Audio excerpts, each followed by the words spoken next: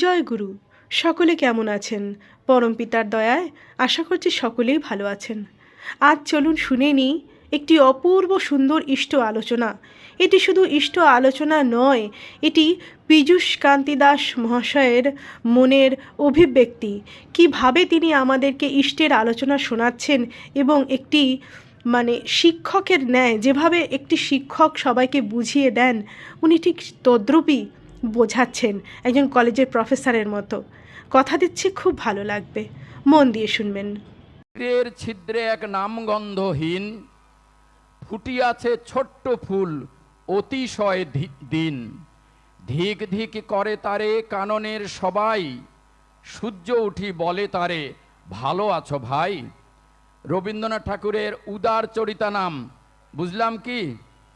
প্রাচীরের ছিদ্রে এক নামগন্ধহীন ফুটিয়াছে ছোট্ট ফুল অতিশয় দিন। ঘাস ফুল ফুটে না? দেখছেন? আমার সঙ্গে কথা বলবেন, না হলে আমি আলোচনা করতে পারি না। আলোচনা বক্তৃতা দিয়ে কি লাভ? আমাদের মনের মিল আসতে হবে। যদি সংযোগ না থাকে, মিল না থাকে, তাহলে আমি ঢালবো, সেটা পড়ে যাবে অন্য জায়গায়। সংযোগ থাকতে হবে, তাই না?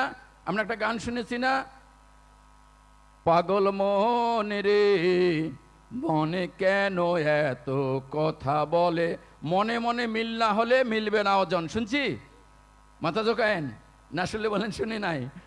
তাইলে প্রাচীরে ছিদ্রে এক নামগন্ধহীন ফুটিয়াছে ছোট্ট ফুল, এই যে পীযূষ কান্তি দাস। ধিক ধিক করে তারে কাননের সবাই। যারা বাগানে যে ফুলগুলি, সেগুলো কি বড় বড় গাঁদা, ডালিয়া, বিভিন্ন ফুল না? এরা ওই প্রাচীরের ছিদ্রে যে ছোট্ট ফুলগুলিকে কি করে? মান্য করে না। কি ফুল ফুটছে? ঘাস ফুল। আমরা দেখো কত বড় বড় ফুল। ধিক ধিক করে তারে কাননের সবাই, সূর্য উঠি বলে তারে ভালো আছো ভাই। সূর্য কি কাউকে কি বঞ্চিত করে? না, সবাইকে তার আলো দেয়। এখানকার কমিটি হলো সেই সূর্য, আর ওই ঘাস ফুলটা হলো আমি পীযূষ কান্তি দাস। ইনাদের আলোটাও এই ছোট্ট ফুলটার উপরে পড়েছে। ছোট্ট সেটা দেখতেই পাচ্ছেন নাকি? দেখাতে হবে। ওই কয়েকদিন আগে এক জায়গায় বক্তব্য দিতে গিয়ে এই ডায়াসটা অনেক বড়, একটু বেশি শুনেছি তো আমারও ঘুম ধরে গিয়েছিল প্রায় 1.5 ঘন্টা। তারপরে তার আগে মাতৃ সম্মেলন হলো, গান হলো। এতগুলা মাথায় ঢোকা তো, জমা করা তো খুব কঠিন, নাকি সহজ? কঠিন না? তো এখন একটু অন্যরকম গল্প করি, মাথাটা একটু হালকা হোক, তাই না? রুচি পরিবর্তন। তাহলে কি হলো? আমাদের এই আলো কিন্তু দেয়। স্বামী বিবেকানন্দ বলেছেন, অবতার পয়গম্বরগণ কেউ বলেনি আমি হিন্দুর জন্য এসেছি, আমি মুসলমানের জন্য এসেছি, আমি খ্রিস্টানের জন্য এসেছি, আমি বৌদ্ধের জন্য এসেছি। তারা বলেন আমরা সকলের জন্য এসেছি আলোর মতো। কিসের মতো? আলো। আলো কি করে? এখানে লাইটসগুলি যে জ্বলছে, এর মধ্যে কে সবচেয়ে নিকৃষ্ট, কে দেখতে সুন্দর, কে ভালো, সেই অনুপাতে কে আলো দিচ্ছে? নাকি সবাইকে সমান আলো দিচ্ছে? কিন্তু এর মধ্যেও যাদের শরীরের অনুপাতে বা চোখের তারতম্য অনুসারে কেউ কেউ আলোটা কম পাচ্ছে দেখতে, কেউ বেশি পাচ্ছে। দোষটা কার? আমাদের চোখের। কেউ হয়তো দেখতেই পাচ্ছে না এই মুহূর্তে, ঠিক তাই তো? যে দেখতে পাচ্ছে না তার মানে কি? তার চোখ দেখতে পাচ্ছে না, আলো কিন্তু দান দিচ্ছে। ঠিক এই ঘটনায় দেখেন, আজকের আলোচ্য বিষয় হলো যে পরম প্রেমময় শ্রী ঠাকুরের দিব্য জীবন এবং আচার্য পরম্পরা। আমাকে মাওলানা ভাসানী বিজ্ঞান ও প্রযুক্তি বিশ্ববিদ্যালয়ের একজন অফিসার হিসাবে পরিচয় করা হয়েছে। বিশ্ববিদ্যালয়ের ঘটনাগুলো কি? বিশ্ববিদ্যালয়ের প্রধান কে থাকে? কেউ কেউ পড়ে এখানে? বিশ্ববিদ্যালয়ে পড়েছে? প্রধান কে থাকে? উপাচার্য। কে থাকে? উপ আচার্য। আর সমস্ত বিশ্ববিদ্যালয়ের তিনি হলেন প্রেসিডেন্ট, তাকে কি বলা হয়? আচার্য। কি বলা হয়? আচার্য। এটা বলবেন, আমি বললাম না হলে আমি মনে করি যে কেউ শুনছে না, আমার মনটা খারাপ হয়ে যায়। তো আমাকে মন খারাপ করা তো আপনাদের দায়িত্ব না, তাই না? সবার মনে আনন্দ দেওয়াই তো দায়িত্ব, নাকি? কেউ মন খারাপ করুক। তাহলে এই আচার্য হলো সমস্ত বিশ্ববিদ্যালয়ের আচার্য, আর প্রত্যেকটা বিশ্ববিদ্যালয়ের উপাচার্য। আমরা যখন পাশ করি, বিশ্ববিদ্যালয়ে ঢোকার পরে যখন আমরা পাশ করি, তখন আমাদের কি সার্টিফিকেট দেয়? কি কি সার্টিফিকেট দেয়? স্নাতক সার্টিফিকেট, তাই না? কি কেউ পড়ালেখা করিনি আমরা? স্নাতক সার্টিফিকেট। এই স্নাতক হলো সার্টিফিকেট দেওয়ার দিনটাকে কি বলে? সমাবর্তন, কনভোকেশন, সমাবর্তন। অর্থাৎ গুরু গৃহে শেষ স্নান করে গৃহে প্রত্যাবর্তন, গুরু গৃহে শেষ স্নান করে গৃহে প্রত্যাবর্তন। অর্থাৎ পূর্ব যে আমাদের আর্য কৃষ্টির যে শিক্ষা ব্যবস্থা গুরু কেন্দ্রিক, আচার্য কেন্দ্রিক ছিল, সেইখানে গিয়ে আমাদেরকে সেটা লাভ করতে হতো, আর তারপরে সমাবর্তন করে ফিরে আসতে হতো। তারপরে জীবনটার নাম ছিল গৃহস্থ জীবন। আর যে জীবনটা গৃহে কাটাতাম সেই গৃহের নাম কি ছিল? গৃহে না ব্রহ্মচর্য, গৃহের না, ওই গৃহে আমরা করতাম তখন ব্রহ্মচর্য, অর্থাৎ বিস্তারে। এই পরের যে তিনটা জীবন, গৃহস্থ জীবন, বানপ্রস্থ জীবন এবং সন্ন্যাস জীবন কিভাবে কাটাবো তার সূত্রগুলি, ফর্মুলাগুলি আমরা এই ব্রহ্মচর্যের সময় অর্থাৎ শিক্ষা জীবনে আমরা লাভ করতাম। শিক্ষা জীবনে আমরা লাভ করতাম। সেই বিদ্যাটায় যখন আমরা ফিরে আসি তখন আচার্য অর্থাৎ প্রেসিডেন্ট ছাড়া, আচার্য ছাড়া স্নাতকের কেউ সার্টিফিকেট দিতে পারে না। আপনারা দেখবেন আজকেও যাদের স্নাতক ডিগ্রি সার্টিফিকেট আছে সেখানে আচার্যের হলো সার্টিফিকেট সিগনেচার। তাহলে সেই আচার্য সার্টিফিকেট দেন কেন? যে কিন্তু উপাচার্য সমস্ত কিছু দেখেন, পড়ালেখা করা একটা ইউনিভার্সিটির প্রধান কিন্তু উপাচার্য, কিন্তু শিক্ষার কে সার্টিফিকেট দেন? দেন হলো আচার্য।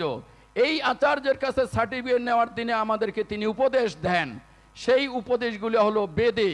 আজকে যখন আমরা পড়াশোনা করছি তখন দেখতে পাচ্ছি যে সেই যে সারা পৃথিবীর যে শিক্ষার ব্যবস্থা, বিশ্ববিদ্যালয় অর্থাৎ আমাদের শিক্ষার যে চারটা ধাপ আছে, একটা হলো প্রাইমারি, একটা হলো উচ্চ, একটা মহা, আর একটা বিশ্ব। তার প্রত্যেকটার সঙ্গে একটা শব্দ আছে, নাম কি? বিদ্যালয়। ক্লান্ত হয়ে গেছি না? খুব ক্লান্ত হয়ে গেছি, তাহলে তো খুব কষ্ট হচ্ছে। এই বিশ্ববিদ্যালয় প্রত্যেকটার সঙ্গে আগে একটা শব্দ, একটা প্রাইমারি, একটা উচ্চ মানে হাই স্কুল মেট্রিক পর্যন্ত, তারপরে মহা যেটার নাম মহাবিদ্যালয়, যেটার নাম বিশ্ববিদ্যালয়। তাহলে প্রাইমারি বিদ্যালয়, উচ্চ বিদ্যালয়, মহাবিদ্যালয়, বিশ্ববিদ্যালয়। এই জীবনের ক্ষেত্রে জাগতিক শিক্ষার জন্য এই চারটা স্টেজ, এই চারটা স্টেজের ঠিক আধ্যাত্মিক জীবনেও একটা ব্রহ্মচর্য, একটা গৃহস্থ, একটা বানপ্রস্থ, একটা সন্ন্যাস। সময় লাগে খুব শিখতে, বুঝতে। তাহলে কি হয়? এই চারটার প্রথমটা কি? ব্রহ্মচর্য। আজকে যদি ঠাকুরকে না ধরতাম, এই জিনিসটা আগেও পড়েছি, পড়াশোনা করা আমার নেশা, কিন্তু বুঝতে পারিনি। এখন আলোটা বেশি হওয়াতে উদাহরণ দিচ্ছি, এই যেখানে আলো বেশি আছে তাই সবাইকে দেখতে পাচ্ছি তো নাকি ভাই না? সবাইকে দেখতে পাচ্ছি। আলোটা যদি নিভে যায়, কোনো আলো না থাকে, সবাই থাকবো এখানে, বাট কেউ কাউকে আমরা দেখতে পাবো না। পাবো কি? আলোটা যদি আবছা হয় মনে হবে কি যেন আছে, মানুষ নাকি বোঝা যায় না। আরেকটু আলোটা বেশি হলে মানুষ বসে আছে, কোনটা ছেলে, কোনটা মেয়ে, কোনটা বয়স্ক, কোনটা কম বয়স আমরা বুঝতে পারবো না। আলোটা যখন আরো বেশি হবে তখন আমরা সবাইকে ভালো করে দেখতে পাবো। এটা চিরন্তন শাশ্বত সত্য। ঠিক তেমনি আমাদের মনের আলো, এই জ্ঞান আলো জাগানোর জন্য এই ধাপ ব্রহ্মচর্য। ঠাকুরকে জিজ্ঞাসা, ব্রহ্মচারী কে? বাঁচাবার আর কৃতিচর্যায় বিজ্ঞযোগ্য যে। ব্রহ্মচারী কে? ঠাকুরের বাণী, বাঁচাবার আর কৃতিচর্যায় বিজ্ঞযোগ্য যে। বুঝতে পারতেছি একটু করে ভাঙতে গেলে এই চারটা বাণী ভাঙতেই আমার সন্ধ্যা লেগে যাবে, আর ভাঙতে তো হবেই। আমরা যত লেকচারেই দেই না কেন কোনো কিছু হবে না কোনোদিনও, কারণ অণু দিয়ে আমাদের কোনো শক্তি আমরা পাইনি। অণু ভেঙ্গে যখন পরমাণু হলো তখন শক্তি দেখলাম, যখন পরমাণু ভেঙ্গে ইলেকট্রন, প্রোটন, নিউটনের খেলা দেখলাম, তখন আমরা এই যে এত কিছুর খেলা পৃথিবীতে, যা এই যে মোবাইলটা দেখতে পাচ্ছেন, এগুলি হলো ইলেকট্রন, প্রোটনের, নিউটনের সেই ট্রানজিস্টর, ক্যাপাসিটর, রেজিস্টর দিয়ে বানানো আইসি। আইসি মানে ইন্টিগ্রেটেড সার্কিট। যতক্ষণ পর্যন্ত আমরা আইসি না বানাতে পারছি, মানে ইলেকট্রনের প্রবাহের বর্তনী, কোটি কোটি রাস্তা ইলেকট্রনের প্রবাহের জন্য, ছোট্ট একটা জায়গায় নিবদ্ধ করার যে প্রক্রিয়া, সেটাকে আমরা বলি আইসি, ইন্টিগ্রেটেড সার্কিট। আমি কম্পিউটার লোক তো, যার জন্য এগুলোই বলতে হবে। আমার কাছে যা ইচ্ছা তা পাওয়া যাবে না, আর আশানুরূপও পাওয়া যাবে না। তাহলে কি হলেন, এই আইসি যখন আমরা আবিষ্কার করতে শিখলাম, তেমনি এই ব্রহ্মচারীকে বাঁচা বাড়ার কৃতি চর্যায় বিজ্ঞ যোগ্য যে গৃহস্থ বলি কারে, গৃহে থেকেও বিহিত চর্যায় লোককে বিজ্ঞ করে। গৃহস্থ বলি কারে, গৃহে থেকেও বিহিত চর্যায় লোককে বিজ্ঞ করে। বানপ্রস্থি সেই, বেষ্টি শহর বিস্তৃতির সেবাব্রতী যেই, আর সব প্রবৃত্তি রত থাকে ইষ্টকার্য লয়ে, সেই তো সন্ন্যাসী, সেই তো যোগী, কাল নত যার ভয়ে। এই চারটা বাণী যেদিন পড়লাম, যেহেতু পূর্বের একটু আবছা আলো আছেই, কারণ আমরা রাম ভক্ত, আমরা কৃষ্ণ ভক্ত, আমরা গৌর ভক্ত, গৌরাঙ্গ মহাপ্রভু ভক্ত, আমরা রামকৃষ্ণের ভক্ত। আমরা যখন একটু আলোটা পূর্ণ পূর্ণিমার দিন আসলো, প্রত্যেকটা দিনেই চাঁদ ছিল, তবে পুরো আলোটা দিতেন না, তবে তাকে চাঁদ নামেই ডাকতাম, নাকি অন্য কোনো নাম? কেউ বলেন আমি কথা বলবো না, চুপ রাজার গল্প হোক, তাই না? চাঁদ নামেই ডাকতাম, বাট পূর্ণিমার চাঁদ ডাকতাম না। আমরা অন্যদেরকে তিনি সব, তিনি ছাড়া এই বিশ্ব ব্রহ্মাণ্ডে কিছু নেই, এক তিনি, কিন্তু তার প্রকাশ ভিন্ন। ঠাকুরের একটা বাণী, পূর্ব পরের পরম পুরুষ ধরার বুকে আসেন যারা, একই সত্তা তাদের জানিস জীবন জগের সৃষ্ট ধারা। আত্মিক সত্তায় অভেদ যদিও ক্রম বিকাশে আছে ভেদ, নিবেশ সেবায় সৃষ্ট থেকে বাড়িয়ে তোল তোর জীবন বেদ। পূর্বতনের নবকলবর তবুও তিনি জগন্নাথ, সীমায়িত অসীম তিনি, তিনি সবার জীবন প্রপাত। 12টা লাইন, 2টা লাইন বুঝতেই তো খবর হয়। কাজে করে ধর্ম যেই, তার বড় মানুষ নেই। ব্যাখ্যা করতে গেলে 6 মাস লাগবে। কাজের মাধ্যমে যিনি ধর্ম করেন, তার বড় মানুষ নেই। মাত্র 8টা শব্দ, উপরে 4টা, নিচে 4টা।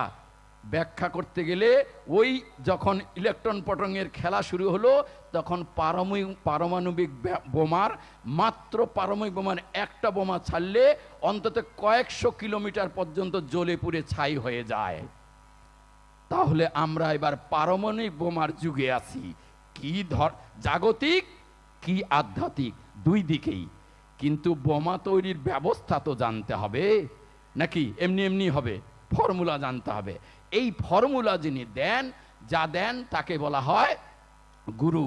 তিনি কি দেন? মন্ত্র, যাকে আমরা বলি মননাত্রায়তে ইতি মন্ত্র, অর্থাৎ মনকে যিনি ত্রাণ করান। শ্রী ঠাকুর অনুকূলচন্দ্র, এটা পুরাতনের কথা। ঠাকুর বললেন, mantra is a fundamental crew meditation on which to list on the unfoldment of cause. মন্ত্র হলো এমনতর সুতিকৃত সংকেত, যার ধ্যান কারণকে উদ্ঘাটিত করে। আবার বলি, মন্ত্র হলো এমনতর সুতিকৃত সংকেত, মানে গোছানো, ভিতরে ঢুকানো, আইসির মতো কনভার্ট করে রাখা আছে। এমনতর সুতিকৃত সংকেত, যার ধ্যান কারণকে, জীবনের কারণকে উদ্ঘাটিত করে। চলে যায় একটু সেই পুরাতনে, তিনি যখন 5000 বছর আগে এসেছিলেন। কে? শ্রী শ্রী ঠাকুর অনুকূলচন্দ্র এসেছিলেন 5000 বছর আগে। নাম কি ছিল? গর্গমুনি নাম রেখেছিলেন তার কৃষ্ণ। তাই তিনিও ধ্যানের কথা বলেছিলেন। স্পর্শান কৃতা বহিবাজ্যাং চক্ষুচ এ মন্ত্রে ভ্রুব, প্রাণ অপান সমাকৃত নাসাভ্যন্তরচারিণ, যত ইন্দ্রিয় মনোবুদ্ধি মুনিমক্ষ পরায়ণ, বিগত ইচ্ছা ভয়ক্রোধ ইয় সদা মুক্ত এ বচ। 5ম অধ্যায় 27-28 নম্বর শ্লোক। বললেন, বাহ্যিক যে আমাদের ইন্দ্রিয়ের যে 5টা ইন্দ্রিয়, চক্ষু কর্ণ নাসিকা ত্বক জিহ্বা, এই 5টা ইন্দ্রিয়ের বিষয়কে বাহ্যিক থেকে তুমি ভিতরে প্রত্যাহার করে নিয়ে আসো। তারপরে করো এইখানে দ্বিদলে তেসরা তিল থাটাই বোধনীয় নয়ন বা জ্ঞানচক্ষু বাজ্ঞাচক্র, এইখানে তুমি আমার নাম জপ করো। আজকে যখন শ্রী শ্রী ঠাকুর অনুকূলচন্দ্র আদর্শে আমি দীক্ষা নিলাম, আগে থেকেই আমার দীক্ষা নেওয়া কুলগুরুর, এবং আমি ছোট থেকে একটু অনুরাগী, রামকৃষ্ণের ভক্ত। আমি স্বামীজির বই তখনই প্রচার করতাম। তখন দেখলাম এই ধ্যান করার প্রক্রিয়া আমার ঋত্বিক দেবতা আমাকে দিচ্ছে। আমি বললাম, এটা তো আমি গীতায় পড়েছি। বলে, গীতাই তো। এত সহজ কি মেনে নেওয়া? গীতাই তো। হ্যাঁ, বলে যে আমি তো শ্রীকৃষ্ণের ভক্ত, আমি রামকৃষ্ণের ধ্যান করি। বলে, তারাই তো। আরে বাবা, ওই তিনি বারবার আসেন, আমরা শুনি, আমি পড়েছি গীতায়, ভগবানকে বলেছিলেন যে তুমি তো, তোমার জন্ম পরে, তুমি এই জ্ঞান সূর্যকে বলেছিলে আমি কি করে জানবো? ভগবান বলেছিলেন বহু নিমি ব্যতীতানি জন্মানি তব অর্জুন, আমারও তোমার বহু জন্ম অতীত হয়েছে অর্জুন, পার্থক্য কি তুমি সেসব ভুলে যাও আর আমার মনে থাকে। তিনি ভাগবতে মহামণি ব্যাসদেবের সেই কথাই বললেন, শুভয় অবতার কথা করহ বর্ণন, সর্বেশ্বর দেব দেব সেই নিরঞ্জন, ইচ্ছার সে ধরি বিভু নানায় অবতার, কত যে করেন লীলা কি বলিব আর, যুগে যুগে দৈত্যগণ হলে অত্যাচারী, অবতার ধরি হন আবির্ভূত হরি। অনেক বড় ভাগবত, 20,000 18,000 শ্লোকের এত বড়। যদিও আমরা এখন ভাগবত পাঠ করি যারা, তারা এগুলো দেখি নাই ভালো করি, কিন্তু আমরা ভাগবত পাঠক, আমিও একজন পাঠক, খেলা চলে, রাত দিন পাঠ করতে হয়। তাইলে তিনি বললেন যে কত যে অবতার তিনি মহামণি ব্যাসদেব বলতে পারেন না। আর ভগবান শ্রীকৃষ্ণ নিজে বললেন আমারও তোমার বহু জন্ম অতীত হয়েছে, এখানেও ভগবান সংখ্যা নির্ধারণ করলেন না, তাই না? আবার তিনি যখন চৈতন্য রূপে আসলেন সেখানেও আমরা জানি, যদিও আমি শুধু তিনটার একটা কম্বিনেশন টানার চেষ্টা করছি। তিনি যখন এলেন তখনও তিনি বললেন সর্বদা তোমরা ইহা না ভাবিও মনে, তোমা শোভা না আমি ছাড়িব কোন শনে। অর্থাৎ মহাপ্রভু চলে যাচ্ছেন সন্ন্যাসে, মা তার শিষ্যদের কাছে তাদেরকে সান্ত্বনা দিচ্ছেন যে আমি তোমাদের ছেড়ে কোনো যুগেই যাইনি, এবারও তোমাকে ছেড়ে আমি যাব না। এই মতো আছে মোর দুই অবতার, আনন্দ সংকীর্তন রূপ হইবে প্রচার। এই বলে তিনি মার কাছে গেলেন। মা তখন বারবার মূর্ছা যাচ্ছে। মহাপ্রভু বলেন মাতা তুমি শুনো দিয়া মন, শত শত জন্ম আমি তোমার নন্দন। যা, মহাপ্রভু আবার বলতেছে আমার শত শত জন্ম। চৈতন্য ভাগবত 26 অধ্যায়, যেখানে আমার আছে, আমরা সবাই ওইটুকুই বলি, কিন্তু তিনি বলেছেন শত শত জন্ম আমি তোমারও নন্দন। তাহলে তিনিও শত শত, কিন্তু আমরা যারা ভগবান তথাকথিত, আমি যখন কৃষ্ণ ভগবান ছাড়ার কিছুই মানতেছি না, তারা তো বলি 4 যুগে 4টা শুধু ভগবান। তাইলে বেদ, আমাদের বেদ তো বলতেছে একং সদ্বিপ্রা বহুদা বদন্তি অগ্নিং জপং মাতুরের আহু, একং বিদং বিশব বহুব সর্বং রূপং রূপং প্রতিরূপ বহুব। বেদ বলছে সেই এক, তাকে ব্রাহ্মণা বিপ্ররা তাকে বিভিন্ন না অগ্নি জম মাতৃষ্যা নাম বিভিন্ন নামে অবহিত করেছেন। তাইলে সেখানেও বহুর কথা বলছে, শ্রীমদ্ ভগবত গীতার বলছে বহু বহু জন্ম হয়েছে, ভাগবতে বলছে তার জন্মের সীমানা আমি বলতে পারি না, চৈতন্য ভাগবতে বলছে আমারও শত শত জন্ম। তাহলে আমরা 4টা কেমন করে ভাগ করলাম? আমার খুব দুঃখ তাদের কাছে শোনার জন্য, পাঠ করতে করতে আমাকেই বারবার জিজ্ঞাসা করতে হয়। যাই হোক, এগুলো গ্লানি পরে আমরা জেনেছি ভগবান শ্রীকৃষ্ণ বলেছেন, আমরা এগুলানকে বর্তমানকে অস্বীকার করতে পারি, ভগবান শ্রীকৃষ্ণকে তো আর আমরা অস্বীকার করি না, তাই না? তিনি তো বলেছেন যে বহু বহু জন্মের কথা। তাইলে এবার আসে কি শুনলাম, ধর্ম যখনই বিপাকী বাহনে ব্যর্থ অর্থে ধায়, পুরন পুরুষ আসেন তখনই পাপী পরিত্রাণ পায়। তাহলে ধর্ম যখন বিপাকী বাহনে ব্যর্থ হয়, বিপাকী বাহনে আমরা না জেনেই যারা এরকম স্টেজে উঠে বড় বড় লেকচার দিয়ে আমরা চলে যাচ্ছি, বোধ আসেনি, শিক্ষা আসেনি, দর্শন আসেনি, কিন্তু আমি মুখস্থ করে বক্তা হয়েছি।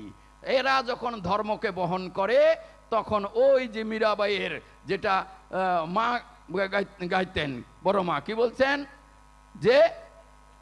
যে ধর্ম না বুঝিয়া কর্ম, মর্ম না বুঝিয়া ধর্ম বাখানে, এমনই আছয়ে যারা কাজ নাই সখী তাদের নিয়ে বাহিরে থাকুক তারা। তাহলে কি বলছে, মর্ম না বুঝিয়া ধর্ম বাখানে, কখন কিভাবে কোনটা কোন সময় কি অবস্থা ধারণ করে এই বিষয়ে দর্শন আসতে হবে। এই দর্শন মানে এই রাজ্যের এই বিশ্বব্রহ্মাণ্ডের পূর্ণ জ্ঞান, এটা চিরন্তন, আগেও যা ছিল এখনো আছে, পরেও একই রকম থাকবে, এটার কোনো রদ বদল নেই। শুধু তিনি ওই বিধি আসেন তখনকার সময় অনুযায়ী, মানুষের প্রয়োজন অনুযায়ী, মানুষের জিজ্ঞাসার পরিপ্রেক্ষিতে তিনি ততটুকুই আমাদের সামনে দিয়ে দেন। কিন্তু আমরা তো নিজেরাও বলি এ জ্ঞানের কোনো শেষ নাই, বলে না? তাহলে কথার আর কাজের কেন মিল নাই যে তিনি একেবারে সব দিয়ে চলে গেছেন, তাহলে পরে আর তিনি আসবেন না, দেবেন না? না, এটা নয়। অতএব তিনি বলছেন, যে মনীষী জন্মে যখন সময়কালের গর্ত ফুরে, সার্থকতার বিরোধ বার্তা অর্থ দিয়ে হঠাৎ দূরে। যে মনীষী জন্মে যখন সময়কালের গর্ত ফুরে, সার্থকতার বিরোধ বার্তা অর্থ দিয়ে হঠাৎ দূরে। তিনি এই জিনিসগুলার অর্থ দিয়ে যান। যেমন একটু আগে আমি বললাম যে ব্রহ্মচর্য, গৃহস্থ, বানপ্রস্থ, সন্ন্যাসের আলাদা আলাদা এইভাবে সংজ্ঞা করে আমরা কি কোথাও পৃথিবীতে পেয়েছি? আমি পাইনি, হয়তো থাকতে পারে, আমার তো জানার সীমাবদ্ধতা সামান্য একটু, হাজার হাজার বাগের একটু হয়তো আমরা জানি তাও তাই না। তারপরে আমরা অ্যাটাচ থাকি যেমন তার সঙ্গে, তার উপর নির্ভর করে, তাই না? তার সঙ্গে অ্যাটাচ থাকি। তাহলে তিনি কি করেন? আমাদের এই নাম দেন। এই নাম যদি আমরা করি তাহলে কি হয় আমাদের? Then our whole system become eliminated life, love and knowledge. যখন আমরা নাম করতে থাকি তখন আমাদের চরিত্রে দিয়ে কি লাইট, আলো, আমাদের জ্যোতি বের হয়। লাইট, লাভ, ভালোবাসা এবং নলেজ, আমাদের জ্ঞানটা বেড়ে যায়। যদি না বাড়ে, 50 বছর নাম করতেছি, 50 বছর পাঠ করতেছি, 50 বছর আমার চরিত্রের এতটুকু পরিচয় কোনো ব্যতিক্রম হয় নাই, কিসের খেলা, কিসের নাটক, কিসের ধর্ম? পৃথিবীতে যারা ধর্ম করছে না তারা কি মরে গেছে? তারা কি মরে গেছে? কেউ মরেনি, আমার থেকে ভালো জীবন পালন করতেছে। অতএব করায় পাগল হতে হবে। এবার তিনি সেটাই প্রতি যুগেই, যখন মানুষের ঈশ্বর আকাশের উপরে চলে গেছে, কোথায় কোন বৈকুণ্ঠে থাকে, কোনখানে থাকে বুঝতে পারে না, তখন তিনি আবার এসে সেই উপরের আকাশের ঈশ্বরকে মাটিতে নামিয়ে নিয়ে আসেন, মাটিতে দেবতা বানান। ওই যে সাদা পোশাকধারী, ওই যে কল্কি অবতারের কথা বলা হয়েছে, সাদা ঘোড়ায় তিনি ঘুরে বেড়াবেন, এই ঘোড়া তিনি তৈরি করে দিয়ে যান। আমরা তাদেরকে বলি ঋত্বিক দেবতা, বলি না? তাহলে দেবতা পৃথিবীতে, আমরা ঈশ্বরকেও পৃথিবীতে পাই। তখন তিনি কি করেন? আমাদের সামনে এসে নামিয়ে নিয়ে এসে সেই পুরাতনকে আমাদের সামনে নতুন করে তুলে ধরেন।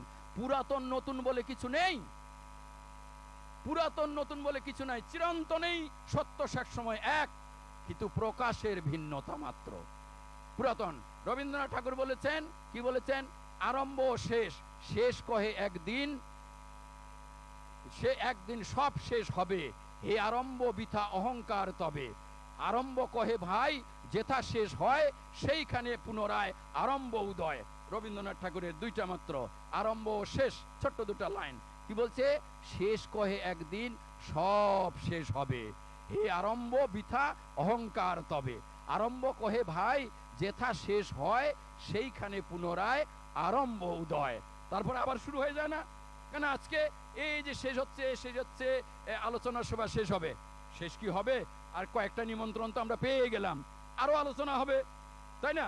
দিনটা শুরু হলো সূর্য উদয়। গত সপ্তাহে আমি ছিলাম কুয়াকাটায়, বনভোজন উৎসবে, কুয়াকাটায় আমাদের সৎসঙ্গ মন্দিরে। সেখানে ভোরবেলা সূর্য উদয় দেখতে গেলাম। সূর্য উদয়, সূর্য হবে হবে হবে, একটু কুয়াশা ছিল, উদয় হলো, সূর্য উদয় দেখলাম। সূর্য উদয় কি শেষ? হ্যাঁ, সূর্য অস্ত বিকালে দেখতে গেলাম, সূর্য অস্ত দেখলাম, এই ডুবতেছে ডুবতেছে, কি সুন্দর লাল গেল। সূর্য ডুবা কি শেষ? কোনোটারই শেষ নাই। আমি কি শেষ?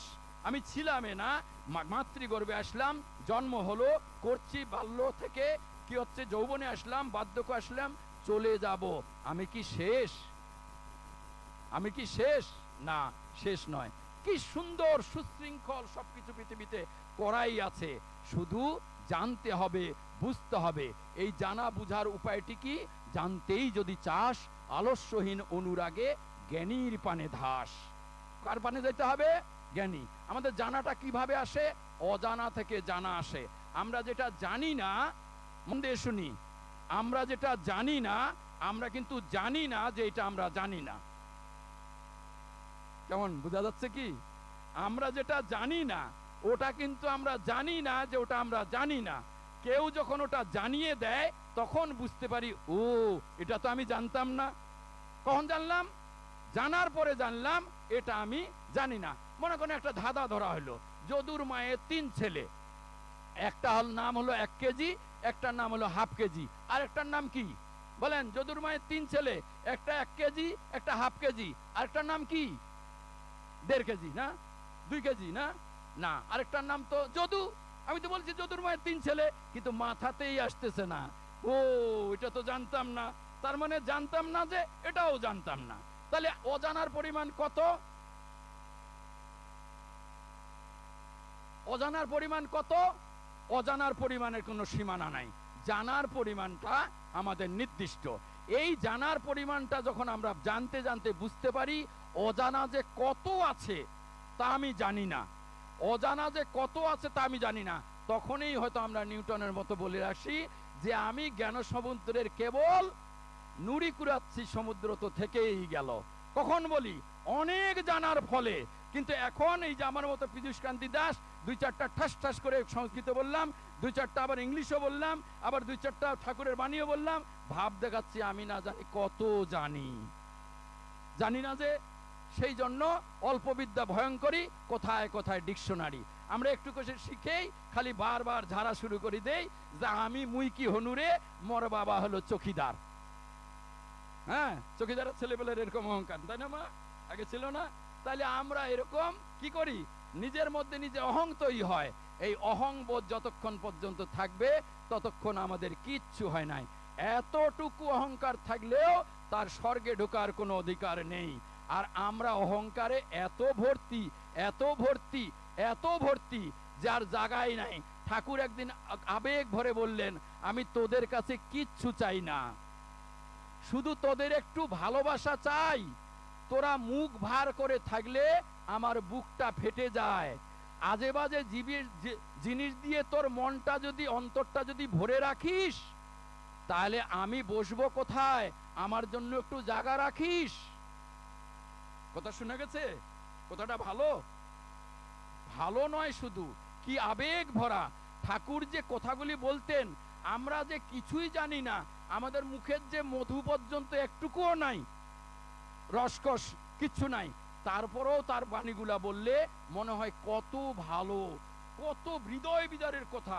তিনি বললেন যে দেখো, বলে সারা পৃথিবীর সারা জীবনের মানুষের আর কোনো পথই থাকবে না। পরম পিতার এই মহা অবদানের জন্য সবাই তৃষিত হয়ে উঠবে।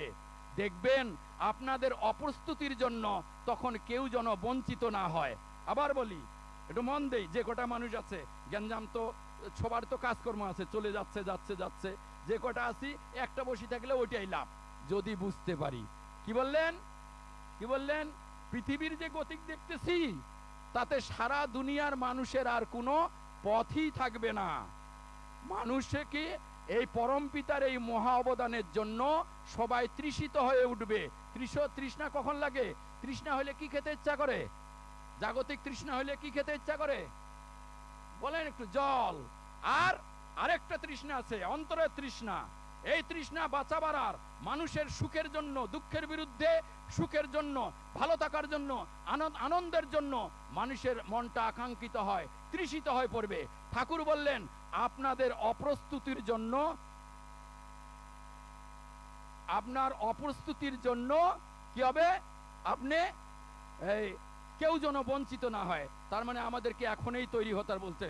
তাইলে ওই যে সিস্টেমটা বললাম, ঠাকুরের এই দিব্য জীবন, এই দিব্য জীবনকে পাহারা দেওয়ার জন্য, সঠিকভাবে হাজার হাজার বছর নিয়ে যাওয়ার জন্য একটা কি দরকার? খুঁটি দরকার।